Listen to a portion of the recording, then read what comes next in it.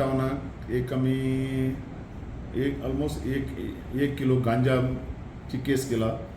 तेजेन तो पोजेशन आसलो तेन्ना आमकां इन्फॉर्मेशना प्रमाणे आमची टीम वचोन ताका धरलो आनी तेजे कडच्यान 1 किलो गांजा मेळ्ळो आमकां. ऑलमोस्ट 1,30,000 वॅल्यू तेजो.